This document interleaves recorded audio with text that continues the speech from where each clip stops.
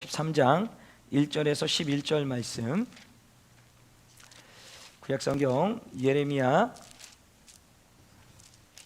13장 1절에서 11절 말씀.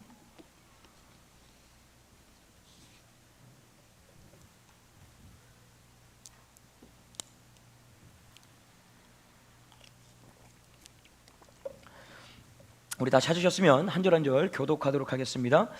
여호와께서 이같이 내게 이르시되 너는 가서 뱃띠를 사서 내 허리에 띠고 물에 두지 말라 하시기로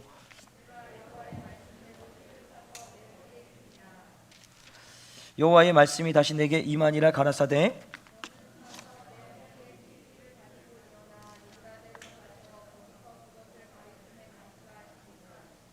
내가 여호와께서 내게 명하신 대로 가서 그것을 유브라데 물가에 감추니라.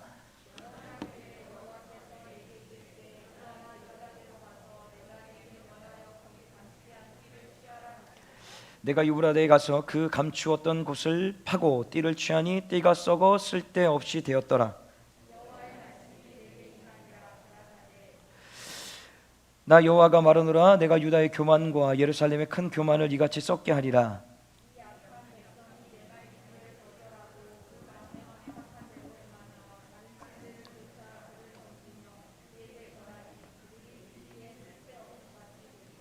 나 여호와가 함께 읽겠습니다. 나 여호와가 말하노라. 띠가 사람의 허리에 속함같이 내가 이스라엘 온 집과 유다 온 집으로 내게 속하게 하여 그들로 내 백성이 되게 하며 내 이름과 칭혜와 영광이 되게 하려 하였으나 그들이 듣지 아니하였느니라. 아멘. 오늘 이 시간 우리 뱃띠를 사서라는 말씀의 제목으로 같이 말씀을 나누도록 하겠습니다. 제가 이제 학교 다닐 때죠, 뭐 중학교, 고등학교 한 1학년까지도 그러네요. 그때는 이제 체벌이 정당화됐었습니다. 그러니까 합리적이었어요. 그러니까 선생님들 끊임없이 체벌을 했습니다. 그 체벌을 아마 요즘 시대로 가져와서 그대로 저한테 했던 체벌을 지금 선생님들 우리 아이들에게 한다면 아마도 체벌이 문제가 아니라 이 땅에 발붙여 놓고 못 살 겁니다. 왜냐하면 모든 신상이 다 털려가지고 절대 이곳에서 존재할 수 없게. 우리나라의 특징이 그거지 않습니까? 한번 건들면 끝까지 물건으로 넣어서 모든 것을 다 이렇게 파헤쳐 냅니다. 그래서 절대 우리 그러니까 세계적으로 되도록이면 안 건드려야 될 족속 중에 하나가 저희 나라, 특히 조직폭력배들이라고 합니다. 왜냐하면 가서 죽여놓고 또 찾아가서 확인해서 또 때린답니다. 그래서 계속 이렇게 반복을 해서 아주 악착같합니다. 그래서 우리 안 건드려야 되는데 어쨌든 그런 것처럼 그때 이렇게 생각해 보니까 뭘로 체벌을 했나 보니까 이 대나무가 있었고 PVC 파이프가 있었고 그리고 빗자루, 그러니까 빗자루 쓰는 대가 있었고 또 이 밀대죠, 밀대 물걸레하는 기다란 또 이게 있었고 하키 스틱 그리고 당구채 이런 매체들이 있었습니다. 매체가 아니라 매체, 언론이 아니라 그 목사님 어떻게 그런 걸 잘 기억하십니까? 이런 거죠. 때린 놈은 기억 못해도 맞은 놈은 기억을 합니다. 그러니까 그거를 다 맞아봤다는 얘기죠. 전혀 웃기지도 않고요. 자, 어쨌든 맞아보니까 그 중에 제가 맞은 것 중에 아직도 제가 기억나는 게 뭐냐면 당구채로 제가 맞았을 때 그때는 그 맞음이 정말 어때 뼛속까지 여미는 아픔이라고 할까요?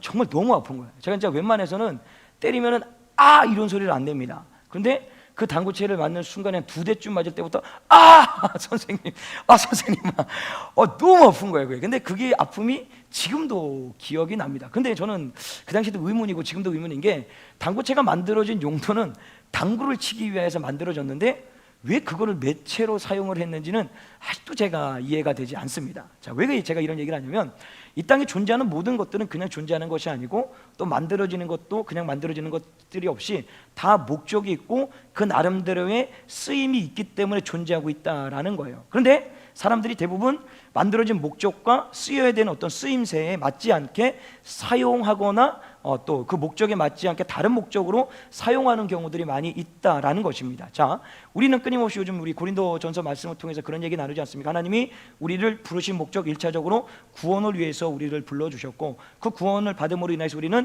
왕같은 제사장 하나님 나라의 백성이 되었죠. 그래서 하나님 나라의 백성된 우리들이 하나의 공동체, 전민 공동체 한 가족으로 모여서 교회의 사명인 영혼구원의 사명을 감당하고자 우리가 이곳에 모였다라고 얘기를 했습니다. 그러면 우리가 이루어야 될 목적은 영혼 구원이다라는 것이죠. 자, 그런 것처럼 이스라엘 공동체를 하나님께서 선택하셨습니다. 부르셨어요. 그래서 그들을 선민의 백성으로서 그들을 사용하시는데, 그들을 선택하신 목적은 그들을 통하여서 이방 땅에 하나님을 알지 못하는 인생들에게 하나님이 전해질 수 있도록, 그러므로 해서 그들이 하나님의 말씀대로 거룩하고 복된 인생으로 살 수 있는 것이 그들을 부르신 목적, 선택한 목적이었다라는 거예요. 그럼에도 불구하고 그들은 하나님 어떤 부르신 목적에 입각하지 못하고 전혀 다른 방향으로 거룩한 삶이 아닌 더러운 삶, 타락한 삶, 더 나아가서는 하나님을 멀리하여서 하나님 아닌 다른 신을 섬기는 우상의 어떤 그 삶으로 나락에 떨어지고 있었다라는 것이죠. 그래서 하나님은 그것을 두고 볼 수가 없어서 오늘 이 예레미야 선지자를 통하여서 하나님의 말씀을 선포하는데, 그 말씀은 사실 너희들 징계하겠다라는 겁니다. 그러니까 징계라는 의미는 뭐냐면 이들이 잘못하고 있으니 그 잘못을 결국에는 뭐예요? 하나님 분명히 그 죄에 대해서 눈 감고 모른 척 하시는 분이 아니라 대가를 치러내시는 분이다라고 얘기를 하죠. 그래서 이 예레미야서를 보게 되면은 전반 후반으로 나눌 수 있는데, 전반부에는 이들이 멸망하기 전에 하나님이 들려주는 말씀, 그리고 멸망 후 어디에한테 멸망이 됩니까? 바벨론을 통해서 멸망된 이후의 말씀이 기록되어 있는 것이 예레미야인데, 자, 오늘은 본문 13장의 말씀을 중심으로 해가지고 과연 하나님께서 이스라엘 공동체를 어떻게 생각하시며 또 어떻게 징계를 통해서 이들을 깨닫게 하여서 온전한 하나님의 백성으로 세워가는지를 이 말씀을 통하여서 같이 좀 살펴보도록 하겠습니다. 자, 오늘 1절 말씀을 다시 한번 같이 읽어보겠습니다. 시작.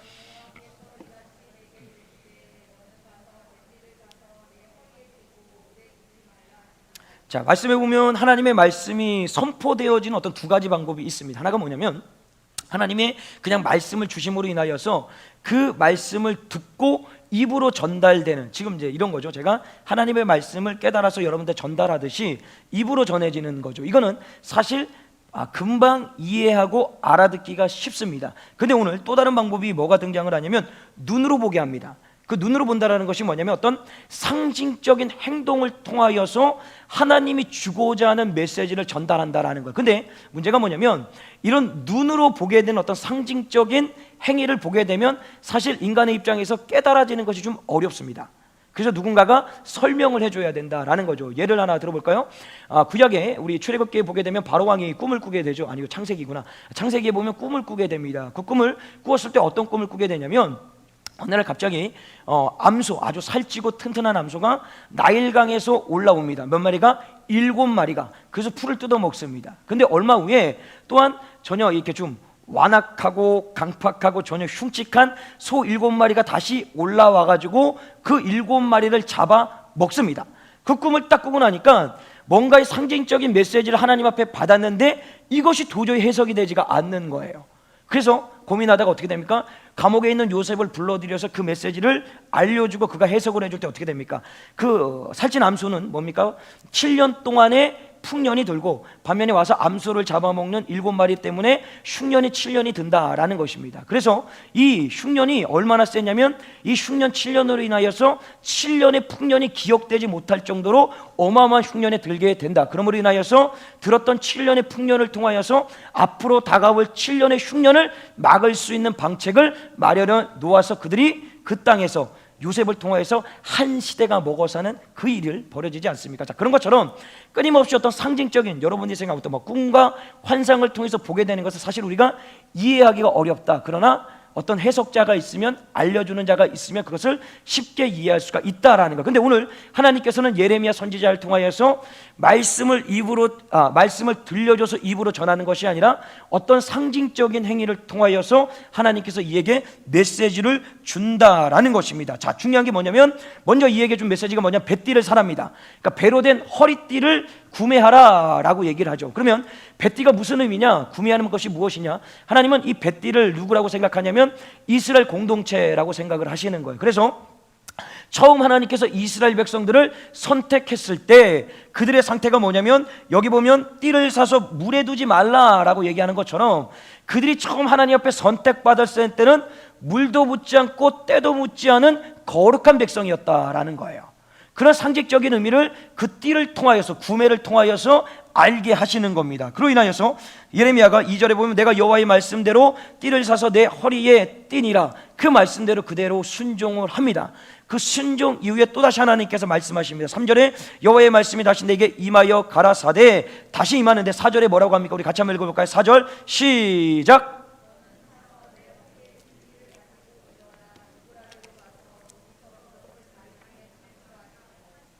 자, 두 번째 명령이죠. 첫 번째는 뱃띠를 사랍니다. 그리고 두 번째 명령은 뭐라고 얘기하냐면 유브라레로 가서 바위 틈에 그것을 감추라라고 얘기를 합니다. 들으면 뭐 별거 아니죠. 그냥 유브라데 가서 감추면 되는 일인데 사실 이게 참 어려운 일입니다. 왜냐하면 예레미야가 당시 어디 살고 있었냐면 예레미야 고향이 아나돗이라는 지역이에요. 그럼 여기 어디냐면 예루살렘에서 북동쪽으로 한 4km 정도 떨어진 다시 말하면 그냥 이스라엘 경내에 살고 있는데, 이 아나돗부터 저 유브라데까지는 얼마의 거리가 있냐면 정확하게 편도 562km입니다.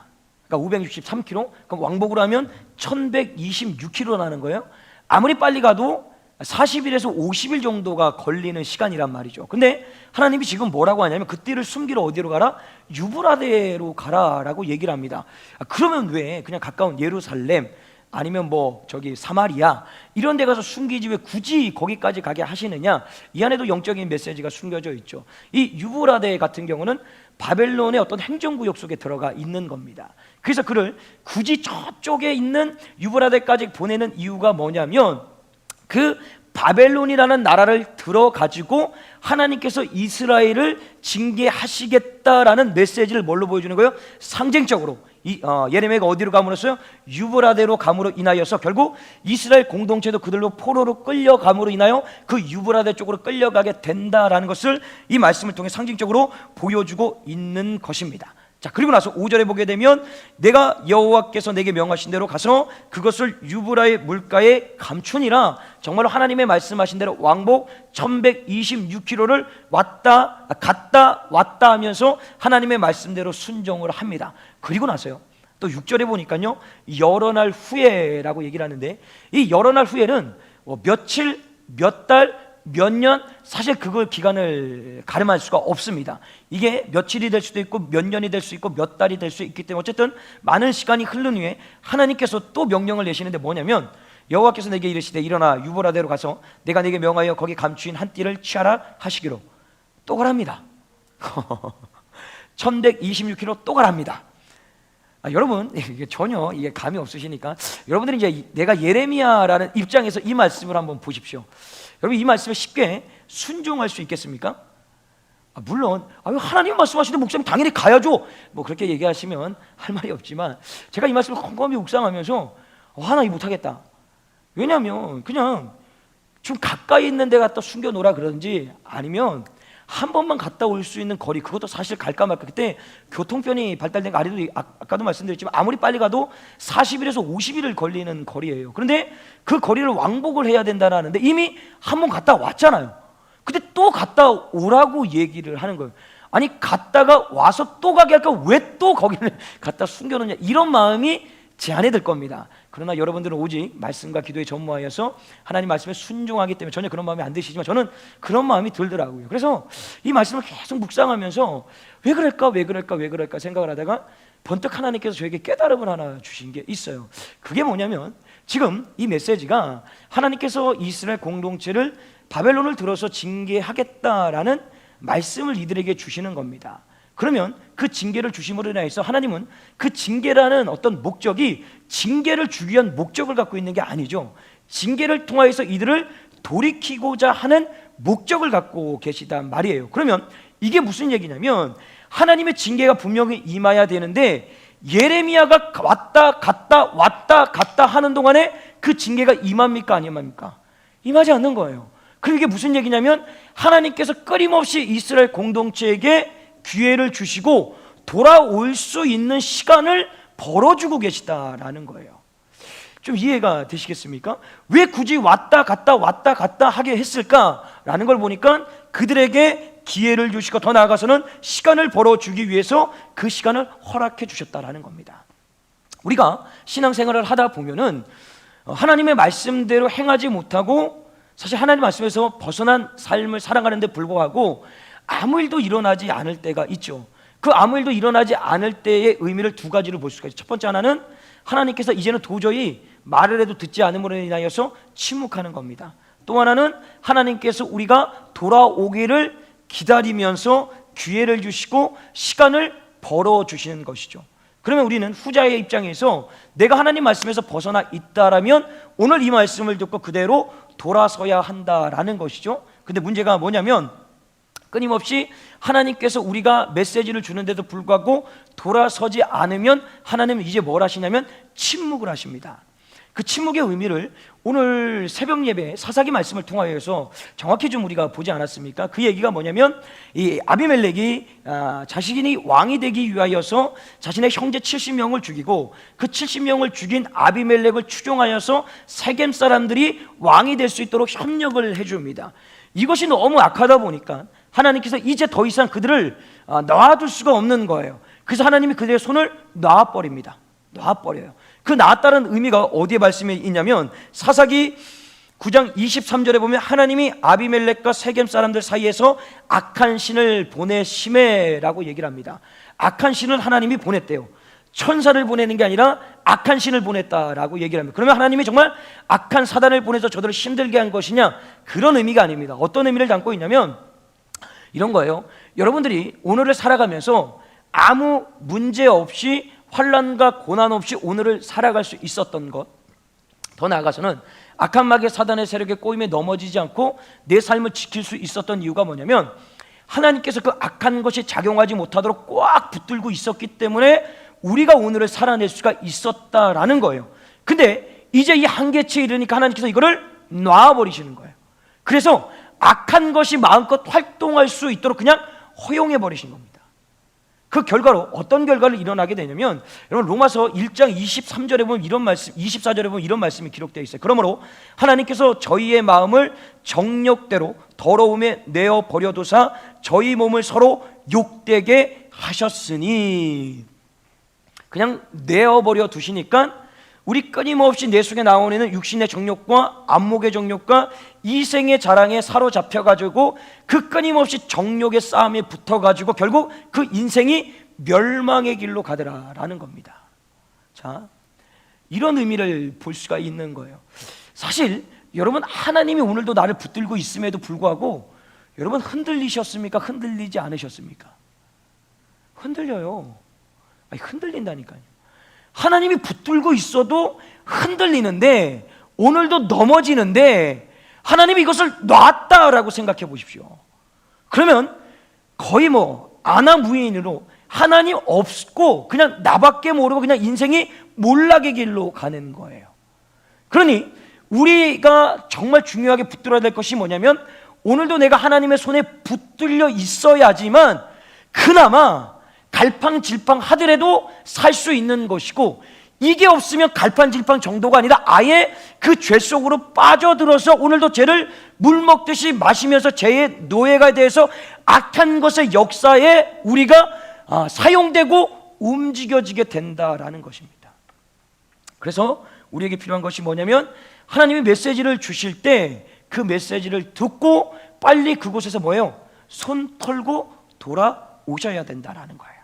그래야지만 하나님께서 놓아버리시는 그 자리까지 이르지 않을 수 있다라는 것입니다. 자, 그래서 오늘 다시 한번 계속해서 말씀을 보게 되면 어쨌든 그들이 감추온 띠를 취하라 라고 얘기를 하십니다. 그 띠를 취한 다음에 7절에 보니까요, 내가 유브라데 가서 그 감추었던 곳을 파고 띠를 취하니 띠가 썩어서 쓸데없이 되었더라.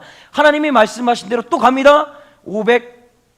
1126km 왕복 왔다 갔다 합니다. 근데 놀라운 것은요, 그 두 번의 반복되는 길 가운데 예레미야 전체를 찾아보면 예레미야가 하나님 앞에 하나님 이러실 거면 그냥 가까운 곳에 좀 두게 하시든지 아니면 한 번만 갔다 올 수 있게 해주시든지 라는 어떤 불평과 불만의 말이 하나도 없습니다. 그냥 하나님이 말씀하시니까 그게 1000km가 되든 2000km가 되든 3000km가 되든 정말 말도 안 되는 순종을 요구하시지만 그 말씀에 순종해서 나아가더라라는 것입니다. 그럼 이게 무슨 의미냐? 결국 예레미야가 하나님 앞에 쓰임받는 그 어떤 모습들 안에서 하나님은 예레미야를 통해서 누구를 회복시키기 원하셨습니까?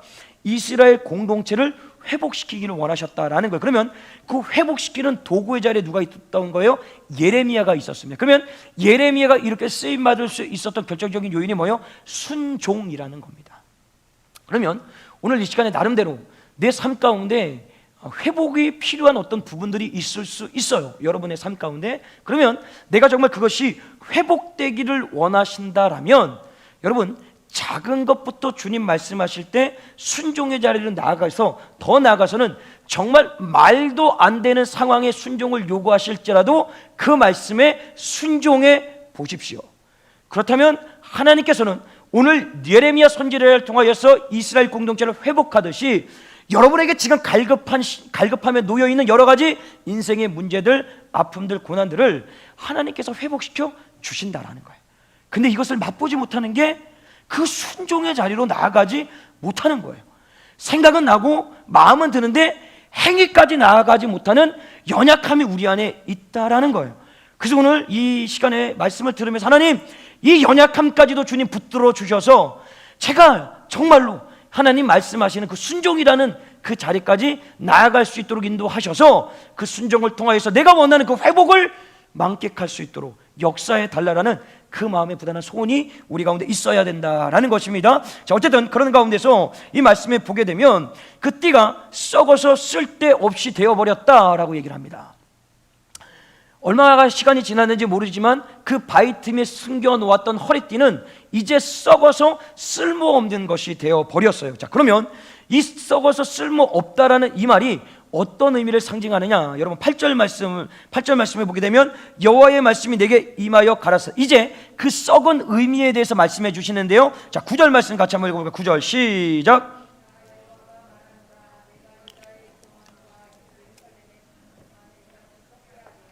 자, 보세요. 뭘 썩게 하겠다고요? 이스라엘과 유다 공동체의 교만을 썩게 하겠다라고 얘기를 합니다. 그러면 그 교만이 뭐냐? 내가 주인입니다. 뭐 이런 걸 수도 있지만 정확하게 그 교만의 의미를 10절 말씀에서 세 가지로 얘기를 하는데요. 10절 말씀을 같이 한번 읽어볼까요? 시작.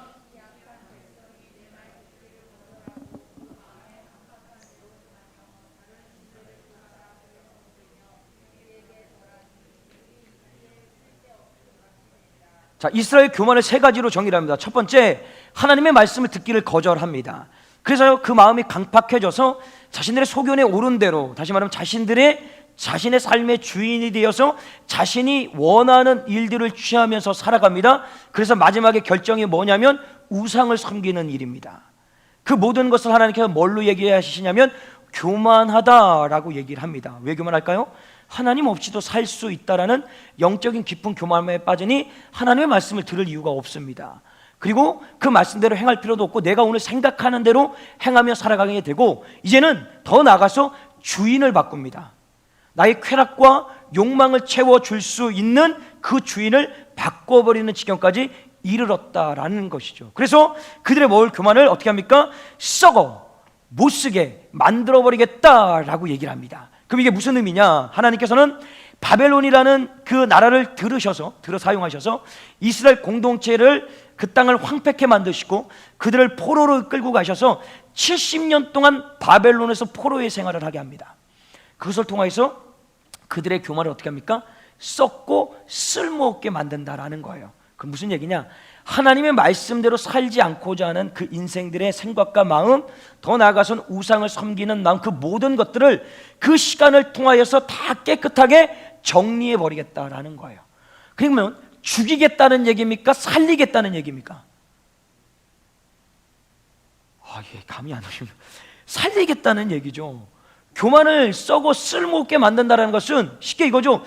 예수 그리스도를 통해서 그 보혈의 능력으로서 우리의 모든 죄악을 도말하듯이 그 바벨론이라는 그 땅에 가서 70년 동안 생활함으로 인하여 그들이 가지고 있었던 모든 죄악들을 다 깨끗이 도말시켜 주셔서 다 썩게 만드셔서 다시는 그 죄로 생각나지 않고 그 죄자리로 가지 않을 수 있도록 고쳐내 주겠다라는, 다시 말해 징계를 통해서 이들을 회복시켜 주겠다라는 하나님의 살리는 말씀이다라는 거예요. 하나님은 말씀을 통해서 우리를 죽이고자 하는 말씀을 던진 적이 한 번도 없습니다. 모든 말씀은 우리 인간들을 살리고자 하는 말씀이고 우리 영을 소생케 시켜서 어떻게 해서든지 한 사람이라도 하나님의 백성으로 만들고자 하는 하나님의 그 심정, 애절하고 간절한 심정이 담겨있는 것이 하나님의 말씀이다라는 거예요. 하나님 어떻게 이러실 수 있습니까? 라는 게 사실 없어요. 다 이면에 찾아보면 결국 우리를 위하여서 하나님께서 하신 모든 일이라는 거예요. 성경에 나오는 모든 인물들, 이미 과거의 인물들이지만 그 과거의 인물들을 이미 과거에 준비시킴을 통하여서 그들을 통해서 우리가 구원이란 은혜의 자리까지 나올 수 있도록 인도해 주신, 다시 말하면 성경에 나온 인물은 우리의 구원을 위하여서 쓰임받은 인생들이라는 거예요. 그렇죠? 네. 아무튼 그렇습니다. 네. 자, 어디까지 얘기했죠? 쓰임받은 인생들이라는 거예요. 자, 그런 가운데서 이제 보게 되면 하나님이 마지막에 11절 말씀을 통하여서 1절부터 10절에 대한 말씀을 요약해 주십니다. 우리 11절 말씀을 같이 한번 읽어볼까요? 시작.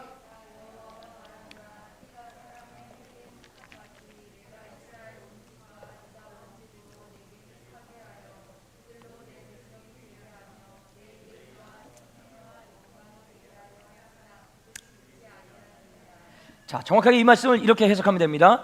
사람의 허리에는 허리띠가 있어야 되는데 그 사람의 허리, 전체 사람을 하나님으로 상징하는 것이고 그 허리띠를 누구를 얘기하냐면 이스라엘 공동체, 우리들을 얘기하는 겁니다. 그러면 이 띠가 하나님 앞에 붙어 있어야지만 온전한 역할을 하는데 이 띠가 벗어나서 저 멀리 떠나버리니, 다시 말하면 하나님을 멀리하니 썩어지고 부패하고 타락할 수밖에 없었다라는 것입니다.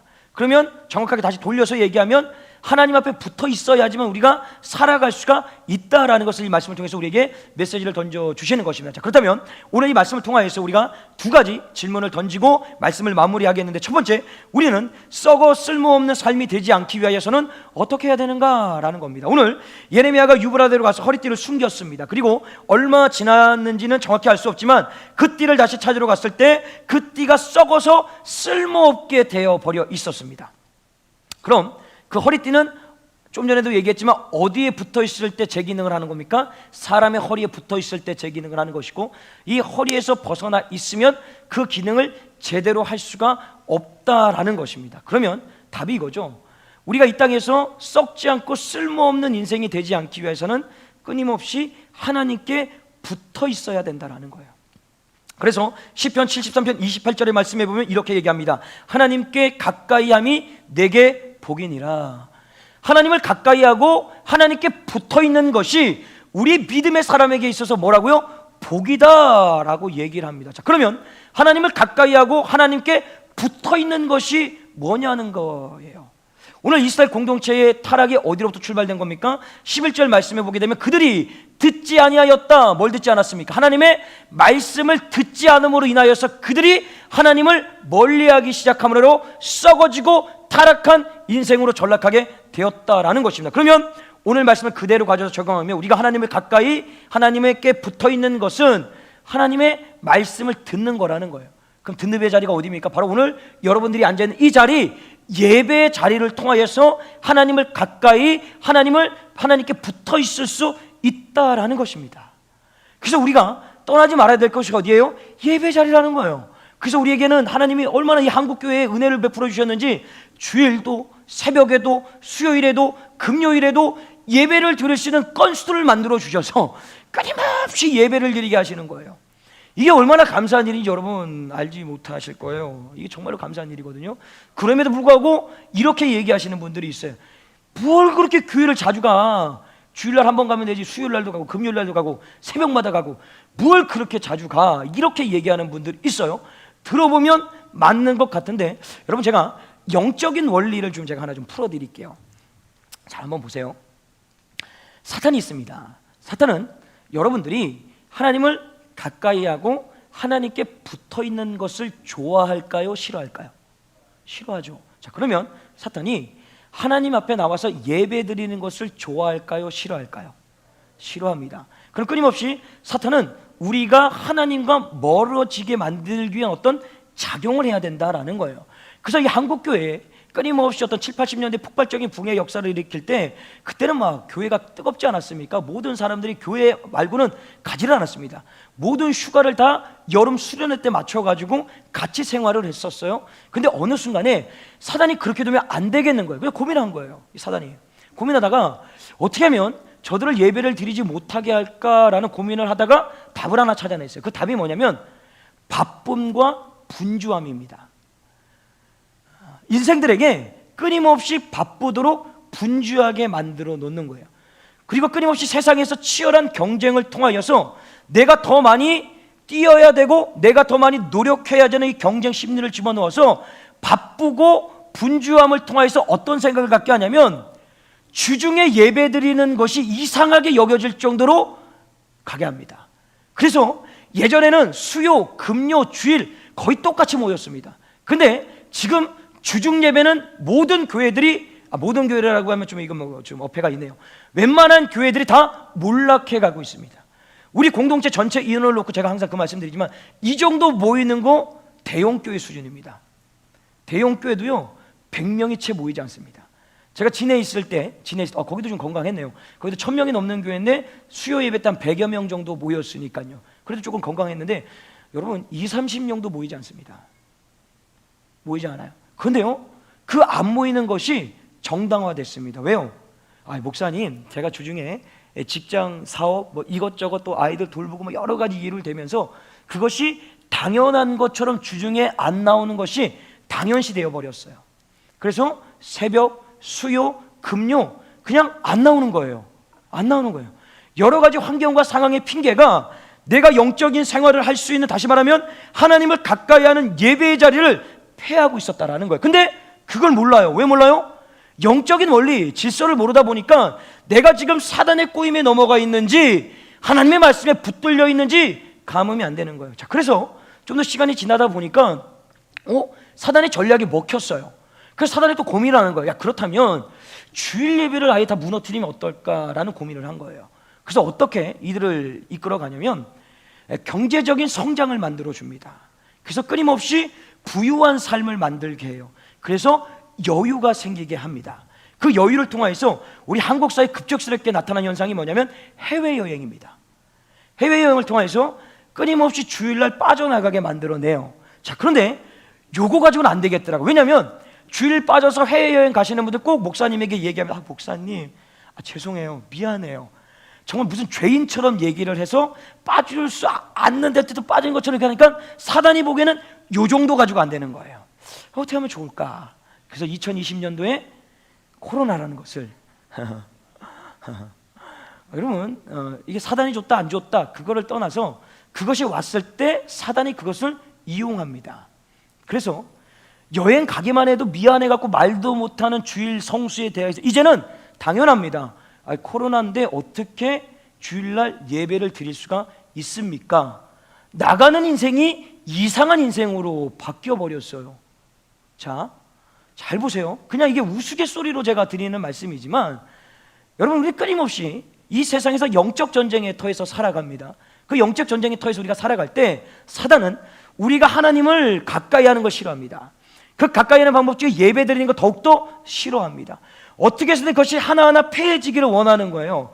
그러면 그것이 패해질 때 그냥 패해지는 것으로 보는 것이 아니라 내가 지금 이게 사단의 노름에 노란하고 있구나라는 것을 봐야 되는데 영적인 무지함에 빠져 있다 보니까 너무 세속적으로 살다 보니까 이것이 영적인 일인지 세상적인 일인지를 분간을 못하는 거예요. 그래서 예배를 안 드려도 전혀 아무렇지 않는 이 마음속에 강팍함이 찾아온 거예요. 그래서 하나님을 멀리해도 내 소견이 옳은 대로 살아도 결국 세상의 쾌락, 만몬주의, 인본주의 그 우상에 빠져서 살아가는데도 불구하고 전혀 그것에 감각을 갖지 못한다라는 거예요. 근데 오늘 이 말씀을 통해서 우리에게 뭐라고 얘기하십니까? 하나님께 붙들려 있어라, 하나님께 가까이 해라. 그것이 가장 출발이 어디냐? 예배의 자리다라고 얘기하는 거예요. 그러면서 그것을 복되다라고 얘기를 합니다. 그럼 왜 복되다라고 얘기를 합니까? 아까도 얘기했지만 하나님 손에 붙들려 있어도 여러분은 오늘도 갈팡질팡합니다. 흔들려요. 내일도 되면 막 일어나요. 취하고 싶고 누리고 싶고 더 넘어지고 싶고 라는 마음이 들고 또 때로는 넘어진다라는 거예요. 왜? 연약하니까. 더 나아가서 우리의 부패한 본성을 가지고 있는 죄인이기 때문에 그런 마음이 들 수가 있다라는 거예요. 그러나 중요한 것이 뭐냐면 그렇기 때문에 하나님을 더 가까이 더 하나님 앞에 붙들려 있어야 된다라는 거예요. 그래야지만 마지막 때를 살아가는, 지금은 종말의 때입니다. 주님 오시는 그날이 종말이 아니라 우리는 종말의 시대를 살아가고 있는 거예요. 이 시대에 여러분들이 내 믿음과 신앙이 흔들리지 않고 예수님 오시는 그날까지 그분을 온전하게 만날 수 있는 방법은 아무리 여러분들이 몸부림치고 노력해도 되는 것이 아니라 오늘도 주의 전에 나와 엎드려 하나님 앞에 예배드리고 기도하고 말씀을 듣는 여호와 하나님을 가까이, 여호와 하나님께 붙들리는, 아니 여호와 하나님 붙들어 살아가는 그 인생이 결국 마지막 주님 오시는 그날 때까지 그 믿음과 신앙을 지킴으로 주님 오셨을 때 잘하였다 충성된 종아라고 칭찬을 들을 수 있는 것입니다. 오늘 하나 더 질문이 있는데 이 하나 더 질문을 하면 시간이 20-30분 더 갈 것 같아서 여기까지만 마치고요, 말씀을 좀 정리하면서 여러분들에게 한번 도전하겠습니다. 오늘 하나님께서는 끊임없이 우리에게 기회라는 것을 주시면서 여기까지 끌고 오셨어요. 또 하나 시간을 벌어 주셨어요. 그래서 그 시간 안으로 우리가 주님 앞에 돌아올 수 있도록 인도해 가시는데, 내가 무슨 크나큰 죄악을 지었기 때문에 돌아서라 라는 것이 아니라 여러분 본질로부터 돌아가야 된다라는 거예요. 그게 뭐예요? 예배입니다.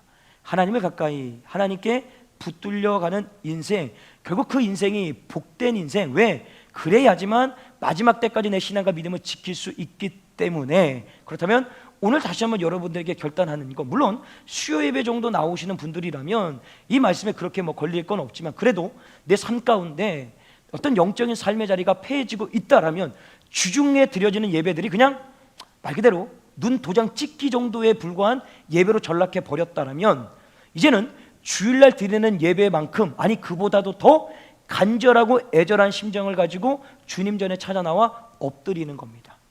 그러면 그 하나님께서 여러분을 더 가까이, 여러분을 하나님 손에 붙들어서 악하고 더러워져간 이 세상 가운데 여러분을 통해서 이 땅을 변화시켜 주시고 여러분의 삶을 굳건히 붙들어 주셔서 마지막 때까지 그 신앙과 믿음이 흔들리지 않도록 견고하게 이 세상을 살아갈 수 있도록 인도해 주신다라는 것이다. 오늘도 이 말씀을 붙드시고 그렇게 살아가는 복된 인생 되시길 주님의 간절히 축원합니다. 우리 같이 한번 말씀 생각하면서 찬양하겠습니다. 나 주님의 기쁨 되기 원합니다. 내 마음을 새롭게 하여 주시옵소서.